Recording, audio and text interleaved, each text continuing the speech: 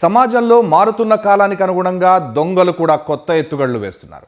కొత్త పుంతలు తొక్కుతున్న సాంకేతిక పరిజ్ఞానాన్ని ఉపయోగించి చేతివాటం చూపిస్తున్నారు. సరిగ్గా ఇలాంటి ఘటనే హైదరాబాద్ కూకట్పల్లిలో జరిగింది. ఆలయమే లక్ష్యంగా కేటుగాళ్లు చెలరేగిపోయారు. పక్కా స్కెచ్ వేసి పని పూర్తి చేశారు. వారం రోజుల్లోనే నిందితులను పోలీసులు అదుపులోకి తీసుకున్నారు.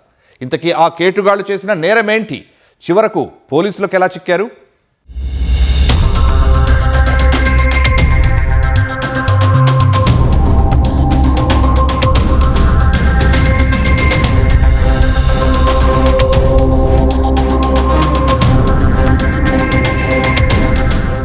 సైబరాబాద్ పోలీస్ కమిషనరేట్ పరిధిలో ఈ నెల 6 అర్ధరాత్రి సమయంలో కేపీహెచ్బీ సర్దార్ పటేల్ నగరంలోని శ్రీ వెంకటేశ్వర స్వామి ఆలయంలోకి కొందరు చొరబడ్డారు. గర్భగుడిలోని మూల విరాట్ కు అలంకరించిన సుమారు 3 తులాల బంగారు ఆభరణాలు, 15 తులాల వెండి నగలు, 3 వెండి విగ్రహాలతో పాటు ఒక పంచలోహ విగ్రహాన్ని అపహరించారు. వీటి విలువ దాదాపు 30 నుంచి 40 లక్షల వరకు ఉంటుందని తేలింది.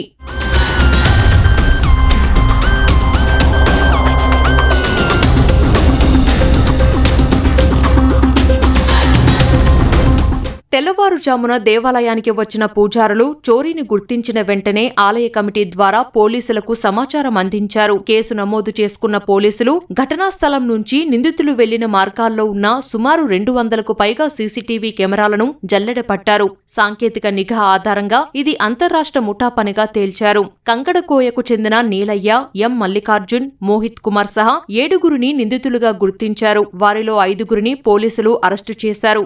మనకు పాత అఫెండర్ నీలాపు నీలయ్య అని చెప్పి ఇతను ఓల్డ్ అఫెండర్. ఇంతకుముందు కూడా దాదాపుగా 15 దొంగతనాల్లో ఇతను పార్టిసిపేట్ చేస్తున్నాడు. లాస్ట్ నవంబర్లోనే ఇతను జైలు నుంచి బయట రావడం జరిగింది.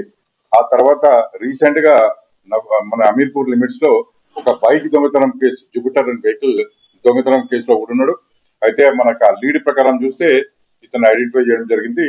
తర్వాత మన local police and CCS teams అధికారులు కూడా ఒక టీం ఫామ్ అయి ఆ తర్వాత దీన్ని చేజ్ చేయడం జరిగింది. కండ్లకోయ ఔటర్ రింగ్ రోడ్ దగ్గర ఈ అసలు మెయిన్ అక్యూజ్డ్ అయితే తప్పించుకుని పారిపోయిండు. అందులో రిమైనింగ్ అక్యూజ్డ్ ఎవరైతే మహారాజ్ మల్లికార్జును, అదేవిధంగా దున్నపోతుల పవన్ కళ్యాణ్, అదేవిధంగా దండి అనిల్ తేజ, కంబాబు విజయ్, మళ్ళీ తంగిల మణికంఠ అనే వ్యక్తులు మనకు దొరకడం జరిగింది. ఇమీడియట్ గా వాళ్ళని పోలీస్ స్టేషన్ తీసుకురావడం జరిగింది. అక్కడ కన్ఫెషన్ కూడా వారి యొక్క రికార్డు చేయడం జరిగింది. ప్రధాన నిందితుడు మోహిత్ కుమార్ గూగుల్లో ఆలయాన్ని వెతగ్గా నీలయ్య, మల్లికార్జున్ చోరీకి పాల్పడ్డారని పోలీసుల విచారణలో గుర్తించారు. నిందితుల నుంచి 26 లక్షల విలువైన బంగారు, వెండి, రాగి ఆభరణాలతో పాటు ఒక ద్విచక్ర వాహనం, 5 సెల్ ఫోన్లను స్వాధీనం చేసుకున్నారు. ఈ ముఠా నాయకుడు నీలయ్య గతంలో 15కు పైగా దోపిడీ కేసుల్లో పట్టుబడిన పాత నేరస్తుడని పోలీసుల దర్యాప్తులో వెల్లడించారు. విగ్రహాలను కాకినాడలో కరిగించి సొమ్ము చేసుకునేందుకు ప్రయత్నించినట్లు పోలీసులు తేల్చారు. దుర్గాప్రసాద్ అనే వ్యక్తిని కూడా పోలీసులు అదుపులోకి తీసుకున్నారు. ఇందులో మెయిన్ అక్యూజ్డ్ మాత్రం ప్రస్తుతానికి అబ్స్కాండింగ్ ఉన్నాడు. అతన్ని కూడా త్వరలోనే పట్టుకుంటాం. మీ అందరు చూసినారు, ఇప్పుడు పోయిన ప్రాపర్టీ అన్నది కూడా మీ కళ్ళ ముందు కనబడుతుంది. ఈ ప్రాపర్టీలో కూడా ఈ చూసినట్టయితే ఇందులో మెయిన్ గా సిల్వర్ ఐటమ్స్ ఒక 5 కేజీలు, 5 కేజీస్ 580 గ్రామ్స్ రికవర్ చేయడం జరిగింది. అదేవిధంగా కాపర్ మకరకంఠం ఇవి 2 కేజీల 300 గ్రాములు రికవర్ చేయడం జరిగింది. అదేవిధంగా